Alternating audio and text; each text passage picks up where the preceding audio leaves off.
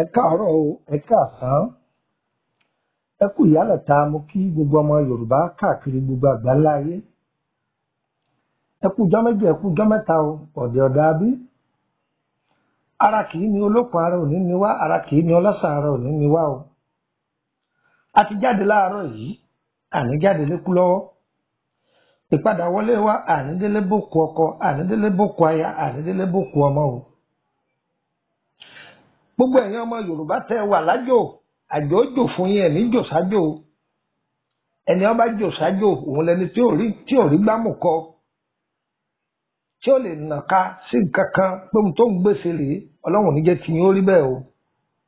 Àjò ni ó jò fún yín. Kẹ́ẹ̀rì tajé ṣe tọ́nà yín ó là. Àwa tá a wá wà nílé náà àníwà bákan náà bí omi adágún, ọ̀nà gbogbo wa là kò ní dí láéláé o. Ọya ẹ̀jẹ̀ abomi ọgbọ́n mu. Orúkọ mi ni Lukman ọmọ Ayédáre bàbá ọgbọ́n ọmọ ọ̀dọ̀ àgbà. Ẹ wá nǹkan fìdílé tàbí kẹ fìdílé nǹkan. Kẹ ẹ̀jẹ̀ afẹnu kẹ́mú, ẹ̀jẹ̀ afẹnu mẹ́nu káfẹ́tì mété. Ẹ̀yà mi létí ìtọ̀tún yín fi tò sílẹ̀. Wá gbọ́ ètò yìí kọ́ kọ́gbọ́n. Ìwọ́n tó ti lọ́gbọ́n ẹyọ kan tó níwọ̀ ọ̀kan mọ́ tó nítorí pé o ti bọ̀ mọ́ ìmọ̀ ẹyọ kan tó o bá kọ́ sí mọ́ ní kò lójú kan ọgbọ́n rẹ̀ ò ní di méjì. Ìwọ́n tó ọlọ́gbọ́n méjì tó níwò ní kọ́ sí ọgbọ́n rẹ̀ ò ní di mẹ́ta ni o. Ìwọ́n tó ní mẹ́ta tó níwò ní kọ́ sí ọgbọ́n rẹ̀ ò ní di mẹ́rin.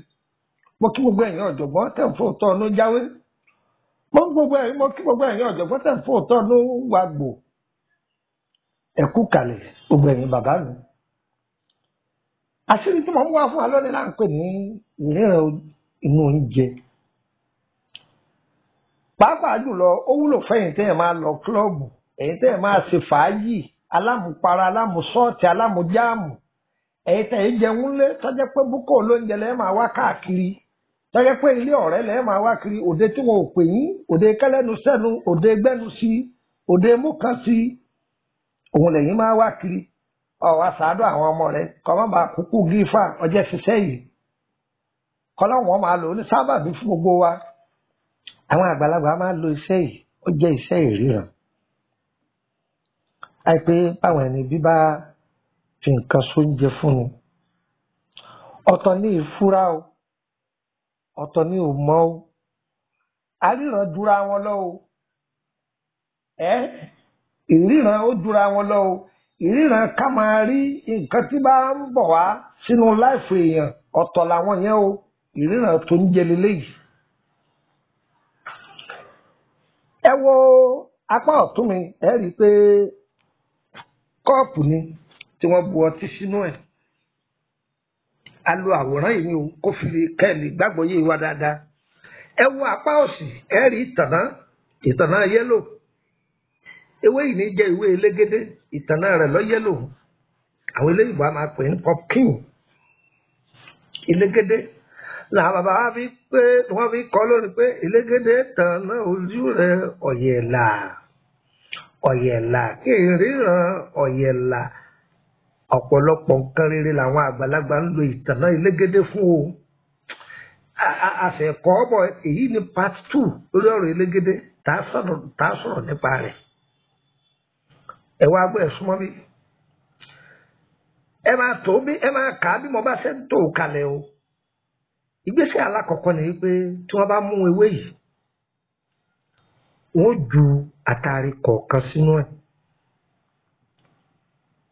Tí wọ́n bá ju àtàrí wọ́n lè já kọ́pọ̀ wọ́n wàá fi ọmọ àtàrí kọ̀ọ̀kan sínú ẹ̀. Wọ́n tò sínú agbada tí àtàrí yẹn ò ní bọ́lẹ̀.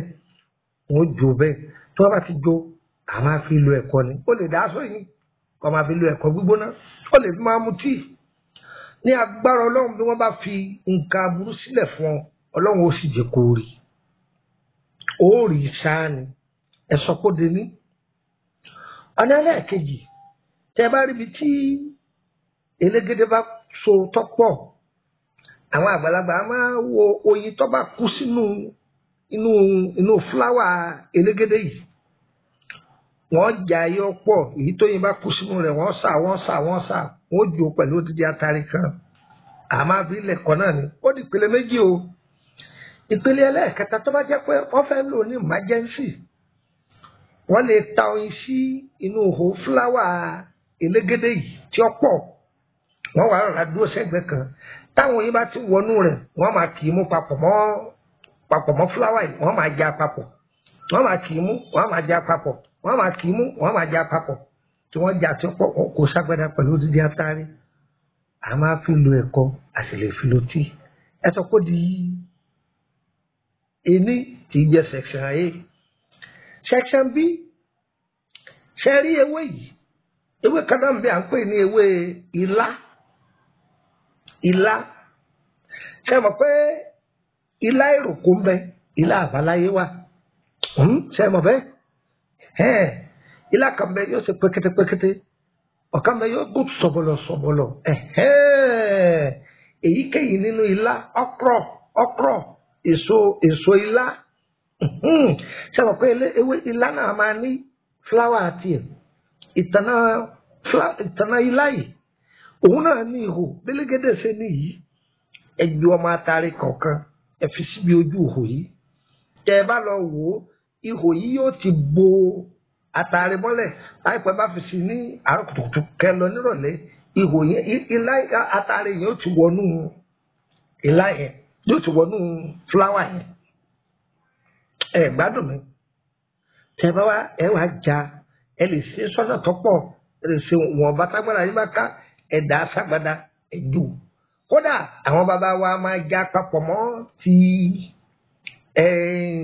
tóní ti elégédé yìí tí wọ́n sì jò papọ̀ tí sì ń ṣiṣẹ́ kan náà tí ń ṣe kí ni mo pè é tí ń ṣe iṣẹ́ kan náà kódà àwọn bàbá wa máa lo èso òwúrẹ́ gẹ́ngẹ́ tí wọ́n kì í bọ ti elégédé wọ́n sì lo èso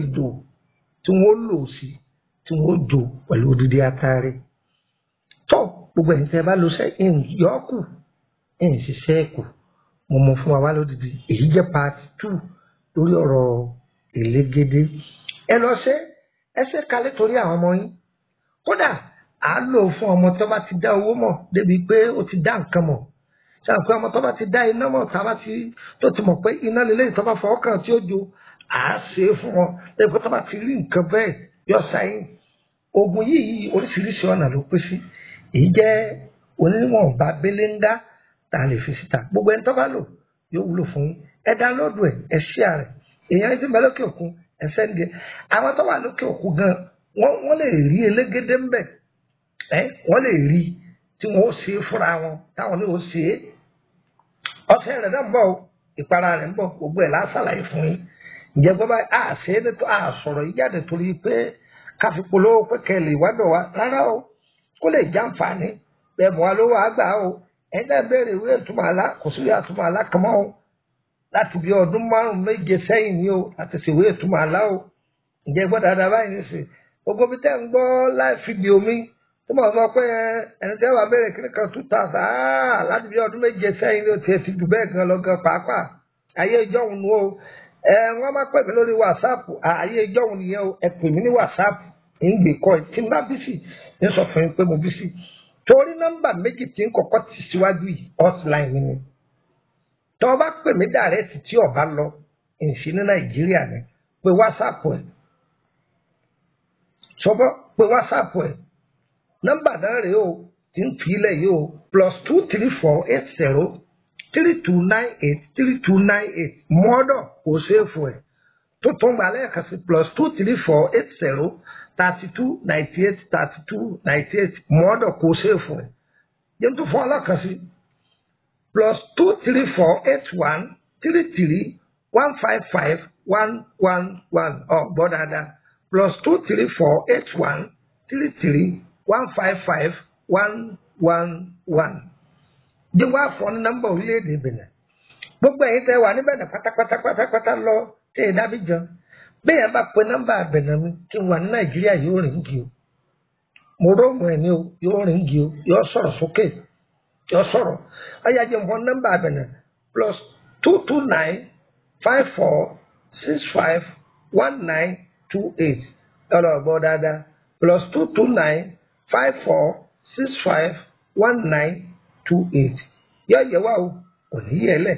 Ẹ̀yin ará Abidjan ẹ máa retí mi o títí oṣù tí ń bọ̀ ẹ pàdé mi ní Sódèsí Àbọ̀bọ̀ ní Abidjan. Ire o ire o ayé wà fún ìwọ tó bá fẹ́ ṣètọ́jú ara rẹ báyà ń pàṣẹ àrùn ara kan ni àmọ́ bá bẹ̀rẹ̀ nípa àkọsẹ̀jáyé wọ́n kan sí wa àwa kọ́ Ọlọ́run ni o ó sì gbà láyé tó kún lórí ẹ̀ wọ́n pàdé mi ní WhatsApp owó lọ́sàn o èyí sọ̀fẹ́ o wọ́n bá darapọ̀ mọ́ WhatsApp wa ọ̀nà méjì ló pín sí private ń bẹ public ń bẹ nǹkan tó bá jáde private 5,000 ló fi wọlé ó sì máa san 5,000 lóṣù àǹfààní rẹ̀ ọ̀pọ̀ o ṣùgbọ́n ọ̀dọ́ bá wà public ọ̀làǹfààní àti béèrè ìbéèrè kankan ọkàn jẹ́ mẹ́mbà lásán ni yọ̀yẹ̀ wá pọ̀ níyẹn lẹ ilé kábíyèsí.